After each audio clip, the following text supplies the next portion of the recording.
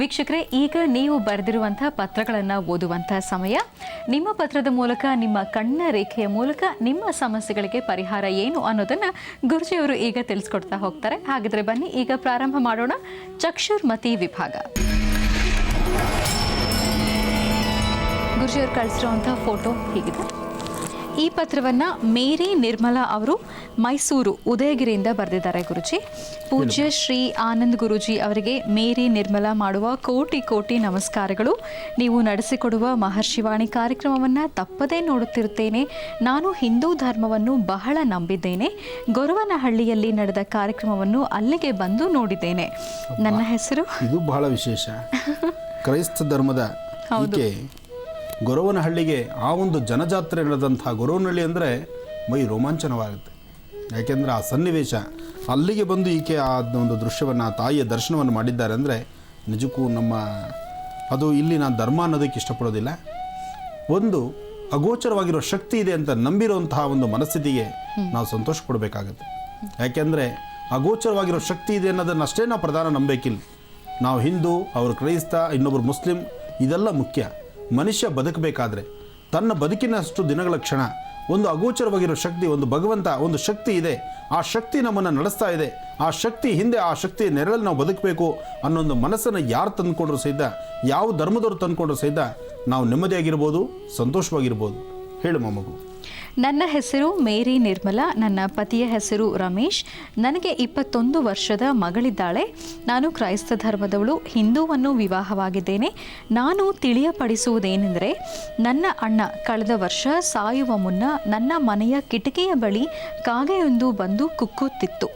ನಂತರ ನನ್ನ ಮಾವ ಸಾಯುವ ಮುನ್ನವೂ ಹೀಗೆ ಮಾಡಿತ್ತು.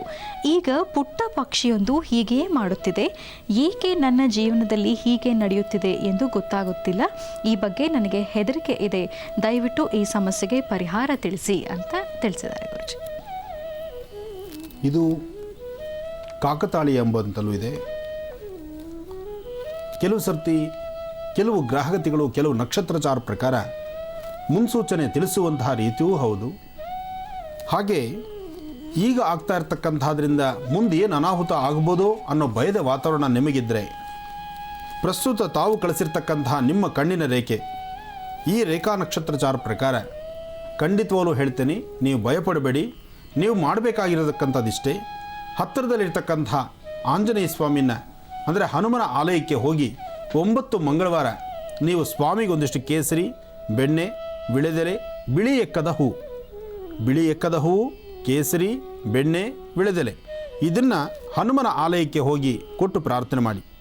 ಜೊತೆಗೆ ಸಾಧ್ಯವಾದರೆ ಒಂದಷ್ಟು ಪಶು ಪಕ್ಷಿಗಳಿಗೆ ಒಂದಿಷ್ಟು ತಿನ್ನಲಿಕ್ಕೆ ಆಹಾರಗಳನ್ನು ಹಾಕಿ. ಇದಿಷ್ಟನ್ನು ಮಾತ್ರ ಮಾಡಿ. ಖಂಡಿತವಾಗ್ಲೂ ಹೇಳ್ತೇನೆ, ನಿಮ್ಮ ಕಾರ್ಯಸಿದ್ಧಿ ಆಗುತ್ತೆ, ಏನೂ ತೊಂದರೆ ಆಗೋದಿಲ್ಲ. ಅಧೈರ್ಯ ಪಡಬೇಡಿ. ನಿಮ್ಮ ಕಣ್ಣರೇಖೆ ಪ್ರಕಾರ ಶುಕ್ರ ಮತ್ತು ಚಂದ್ರ ಇರತಕ್ಕಂಥ ಆಸ್ಥಾನ ಚೆನ್ನಾಗಿದೆ. ಬುಧನ ಅನುಗ್ರಹ ನಿಮಗಿದೆ. ಅಧೈರ್ಯ ಪಡಬೇಡಿ. ನೀವು ನಂಬಿರ್ತಕ್ಕಂತಹ ದೈವ ಯಾವತ್ತೂ ನಿಮ್ಮ ಮೋಸ ಮಾಡೋದಿಲ್ಲ. ಅಧೈರ್ಯ ಪಡುವಂಥ ಅವಶ್ಯಕತೆ ಇಲ್ಲ. ನೀವು ಯಾವ ದೇವರನ್ನ ಹೇಗೆ ಆರಾಧನೆ ಮಾಡ್ತೀರೋ ಅದೇ ಪ್ರಕಾರ ಮಾಡ್ಕೊಂಡು ಹೋಗಿ. ಒಳ್ಳೆಯದಾಗಲಿ. ಮೈಸೂರಿನಿಂದ ಪತ್ರ ಬರೆದಿದ್ದಕ್ಕಾಗಿ ಮೇರಿ ನಿರ್ಮಲಾ ಅವರಿಗೆ ಧನ್ಯವಾದಗಳನ್ನು ತಿಳಿಸ್ತಾ ಇದ್ದೀವಿ. ಈಗ ಮತ್ತೆ ರಾಶಿ ಫಲಗಳನ್ನು ಮುಂದುವರಿಸೋಣ. ಗುರುಜಿ, ಕನ್ಯಾ ರಾಶಿಯವರಿಗೆ ತಿಳಿಸ್ಕೊಟ್ಟಿದ್ರಿ, ತುಲಾ ರಾಶಿಯಿಂದ ತಿಳಿಸ್ಕೊಡ್ಬೇಕು. ಖಂಡಿತಮ್ಮ. ಇನ್ನು ತುಲಾರಾಶಿ,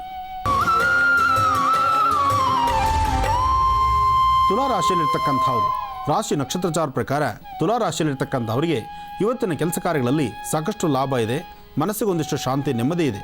ಹೊಸದಾದಂಥ ವಸ್ತ್ರಗಳನ್ನಾಗಲಿ, ಹೊಸ ವಸ್ತುಗಳನ್ನಾಗಲಿ, ಎಲೆಕ್ಟ್ರಾನಿಕ್ ಗೂಡ್ಸ್ ಸಂಬಂಧಪಟ್ಟದ್ದಾಗಲಿ ಅಥವಾ ಚಿನ್ನ ಬೆಳ್ಳಿ ಆಭರಣಗಳಾಗಲಿ, ಇಂತಹದ್ರ ಬಗ್ಗೆ ಒಂದು ಖರೀದಿಗೋ ಅಥವಾ ತರಬೇಕು ಅಂತಲೋ ಒಂದು ಒಳ್ಳೆಯ ಮನಸ್ಥಿತಿಯಿಂದ ಅದ್ರ ಬಗ್ಗೆ ಚಿಂತನೆ ಮಾಡ್ತಿರ್ತೀರಿ. ಆದರೆ ಇವತ್ತು ಯೋಗದಲ್ಲಿ ಬುಧ ಮತ್ತು ಶುಕ್ರರು ಚೆನ್ನಾಗಿದ್ದಾರೆ. ಶುಕ್ರನ ಆಶೀರ್ವಾದ ನಿಮಗಿರೋದ್ರಿಂದ ಒಳ್ಳೆಯ ಫಲ, ಒಳ್ಳೆಯ ಕಾರ್ಯಸಿದ್ಧಿ ಅಥವಾ ಸಿದ್ಧಿಯಾಗಿರ್ತಕ್ಕಂತಹ ಸಿದ್ಧಿ ಫಲಗಳನ್ನು ಸಹಿತ ಶೀಘ್ರವಾಗಿ ಸಿದ್ಧಿಸ್ಕೊಳ್ಳುವಂಥ ಒಂದು ವಿಶೇಷತೆ ಇದೆ.